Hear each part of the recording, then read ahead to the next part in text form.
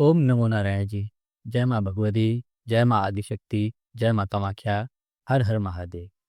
तो जैसा कि आप सभी जानते हैं कि हम हमारे चैनल पर ज्योतिष या तंत्र मंत्र संबंधित जानकारी आपके समक्ष लेकर आते रहते हैं। हम हमारी जानकारी में दोनों पहलू रखते हैं, जो ज्योतिष के भी होते हैं वो भी, और जो तंत्र के संबंधित होते हैं वह।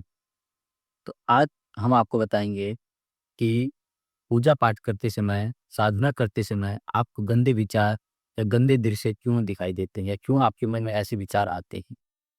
क्योंकि उस समय जब आप पूजा पाठ कर रहे होते हो, तो आपके दिमाग के हिसाब से, आपके हिसाब से आप सबसे स्वच्छ जगह पर बैठे हो, जहाँ ये विचार नहीं आ सकते। आपके हिंदू सब लोग यही मानते हैं कि मंदिर में ऐसे विचार आना सही नहीं, गलत है। तो आज हम बात करेंगे कि ज्योतिषीय सिद्धांत क्या कहते हैं और तंत्र का सिद्धांत इस बात पे क्या कहता है। आपने बहुत सी वीडियो इस टॉपिक पे देखी होंगी, बहुत सी खंगाली होंगी, लेकिन हमारा मानना है कि इसके बाद आपको देखने की आवश्यकता नहीं पड़ेगी, क्योंकि हम इसमें दोनों ही सिद्धांत आपके आगे रखेंगे। अब हम बात करते हैं पहले कि जो साधक है या जो पूजा पाठ करने वाला इंसान है, वो नया है कि पुराना। मतलब जो नया साधक है उसके साथ कुछ अलग कारण होते हैं, और जो पुराना साधक होता है उसके साथ ऐसा होने का अलग कारण होता है। क्योंकि नया जो साधक है उसका अभी अपने मन पर, अपने विचारों पर कोई नियंत्रण नहीं है, कोई कंट्रोल नहीं है। जब एक नया साधक पूजा करना शुरू करता है, साधना करना शुरू करता है, तो उसके मन में, उसके दिमाग में उतनी खुशी नहीं होती, लेकिन वो किसी स्वार्थ को लेकर या किसी चीज़ के जुनून को लेकर, बस किसी पाने की चाह में, एक चाह में ही वो पूजा पाठ करना शुरू करता है। अब जैसे कोई किसी गुरु के पास या किसी बाबा के पास गया, उसने कहा कि ये सिद्धि करने से, ये साधना करने से ये हो जाएगा, तो वो जो हो जाएगा उसके लिए सिर्फ वो अपने मन को वहाँ जाने के लिए तैयार करता है और बैठाता है। तो तब क्या होता है कि उसके मन की शुद्धि नहीं होती, उसके विचारों की शुद्धि नहीं होती। वो उन फीलिंग्स, जो उसके मन में जो भावनाएँ हैं, जो पूरा दिन फ़ोन स्क्रॉल करता रहता है, चीज़ें देखता रहता है, इधर-उधर समाज में देखता रहता है, वो हो तो जा सारा डाटा स्टोर रहा है ना दिमाग में, आप सब कुछ देख रहे हो, तो पूजा के टाइम आपको कुछ ऐसी अलग चीज़ें तो दिखती नहीं। आपको कोई ऐसी चीज़ ही दिखती है ना जिसको आप पहले से देख रहे हो, जो आप दिन में देख के आए हो वही रात को दिखता है। तो कारण यही है नए साधक के साथ कि वो अपनी फीलिंग्स, अपनी भावनाओं को दबा रहा है। तो दूसरा कारण जो है, क्योंकि इसका जो उपाय है वो हम आपको लास्ट में बताएँगे, क्योंकि वो दोनों साधकों के लिए एक जैसा ही रहेगा।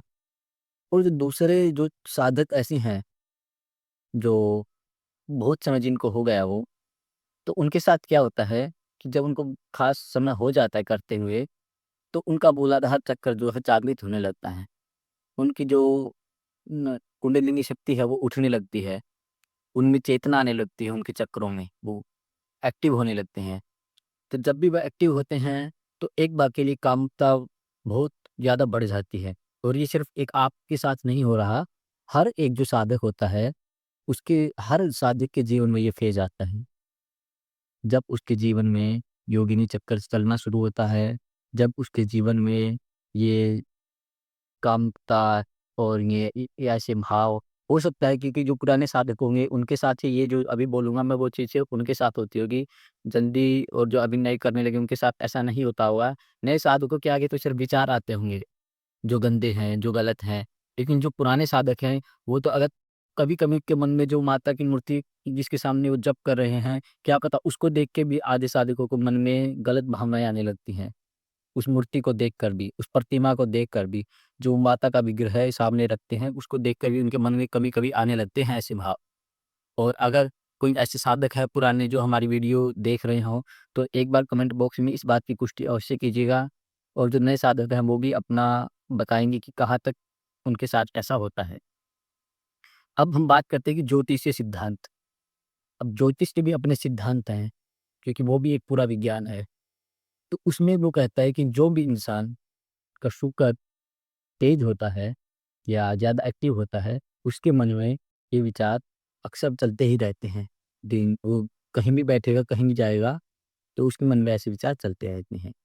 और जब यही शुक्र काम त्रिकोण भाव में, मतलब काम त्रिकोण भाव में जब बैठेगा, तब ये ज़्यादा और बढ़ जाते हैं। और इसी के साथ जब ये धर्म में बैठेगा, मान लो नवम भाव में बैठ गया, द्वादश भाव में बैठ गया, चतुर्थ भाव में बैठ गया, यहाँ जाके ये और ज़्यादा बढ़ जाता है कि इंसान को क्या है, धर्म त्रिकोण में बैठ गया, धर्म धर्म त्रिकोण में बैठने के बाद तो और ज़्यादा, मतलब धर्म त्रिकोण में बैठने के बाद तो आप ये मान लो कि वो इंसान जब भी धर्म का धार्मिक कार्य करेगा, तो वहाँ उसको शुक्र कहीं न कहीं पीड़ित करेगा ही, कहीं न कहीं उसका शुक्र तेज ही रहेगा। तो अब हम बात करते हैं कि इनको रोका कैसे जाए? देखिए, रोकने के लिए सबसे पहली बात है कि विचारों को आने देना, उनको आप दबाइए मत। कुछ लोग क्या करते हैं कि हर रोज़ उनको दबाते हैं, तो वो हर रोज़ आती हैं। आप 1 दिन, 2 दिन उसको आने दीजिए, क्या सोच लेगा? अगर आप उसको खुला छोड़ दोगे ना विचार को, अभी आप कोई भी विचार करोगे, मान लो कि किसी लड़की के प्रति आपको मन में विचार आ रहा है और आप उसको दबाओगे तो 2 विचार आएँगे। और अगर आप वो एक विचार अपने दिमाग का सुन लोगे ना, और अगर आप अपने दिमाग को वो विचार सुन के ये कहोगे कि इससे मेरा क्या लाभ? अगर आप 3-4 बार अपने मन को ये बात बोलोगे कि इससे मेरा क्या लाभ, तो वो विचार आप कदापि भी नहीं आएगा। लेकिन हम क्या करते हैं, उसको दबाने की कोशिश करते हैं, दबाने की कोशिश। आप अपने मन को उस समय एक ये मानो कि वो आपका प्रतिद्वंदी है, जैसे कोई आपका दोस्त है, कोई आपका मित्र है, कोई घरवाला है, वो आपसे बात कर रहा है और वो आपको मन में कोई विचार, कोई आइडिया दे रहा है आपके सामने, और आप उसको अगर बोल दोगे कि इससे मेरा क्या लाभ, इससे मेरा क्या लाभ, तो वो भी स्वतः ही चुप हो जाएगा। ऐसे ही हमारे मन का है कि उसमें अशुद्धियाँ भरी हुई हैं। अभी आप शुद्ध नहीं हुए हो, शुद्ध होने की राह पर चल रहे हो। तो उन अशुद्धियों को भी स्वीकार करो। जो अशुद्धियाँ आपके मन में आ रही हैं, उनको स्वीकार करो, उनको निकलने दो। जब वो निकलेंगी तभी तो बाहर जाएँगी। इसके साथ आप क्या कर सकते हो, अब कभी कई लोग क्या करते हैं कि जाप करने से, पूजा साधना करने से पहले कभी प्राणायाम करते ही नहीं हैं। तो आप क्या कीजिए, प्राणायाम शुरू कीजिए।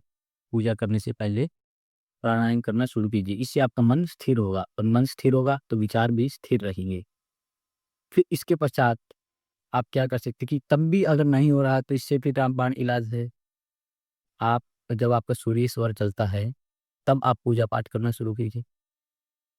जब आप इस स्वर में पूजा पाठ करना शुरू करोगे, तो आपका मन और स्थिर रहेगा, और आँख बंद करके जब आप अपने ध्यान को केंद्रित करोगे, तो आपका जैसे ही सुषुम्ना नाड़ी जागृत होने लगेगी, तो आपके विचार भी रुकने लगेंगे।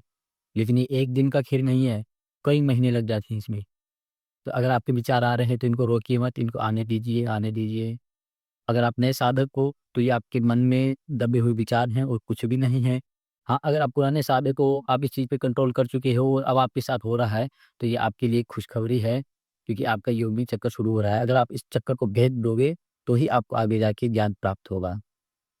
तो ऐसी ही और जानकारी के लिए अगर आप भी अपने बारे में कुछ जानना चाहते हो, अपने घर परिवार के बारे में कुछ जानना चाहते हो, ज्योतिष के माध्यम से, तंत्र के माध्यम से, तो आप हमसे संपर्क कर सकते हैं। और अगर आपकी कोई क्वेरी है, आप किसी टॉपिक के किसी विषय के बारे में जानना चाहते हैं, तो कमेंट बॉक्स में हमें बता सकते हैं। ऐसी और जानकारी के लिए और वीडियोज़ के लिए हमसे जुड़े रहें, और हमारी जो और वीडियोज़ हैं, उन्हें भी देखिए। आपको जैसे, क्योंकि कई हमारे पास आती हैं कि जी हमारा ये काम नहीं बन रहा, या जी हमारा काम बंधा हुआ है, ये कैसे पता करें? तो ये सब चीज़ें हमने पहली वाली वीडियो में बता दी हैं। तो एक बार आप उनको देखिए, अगर फिर भी नहीं समझ आ रहा तो बताइए आप। क्योंकि अब हमें कुछ लोग मैसेज करते हैं, तो फिर हमें उनको बताना पड़ता है कि जो पहले हम बता चुके हैं। तो एक बार अगर आपके मन में कोई प्रश्न आए, तो एक बार 3-4 वीडियो देखिए, उसमें अवश्य आपको आपका जवाब मिल जाएगा।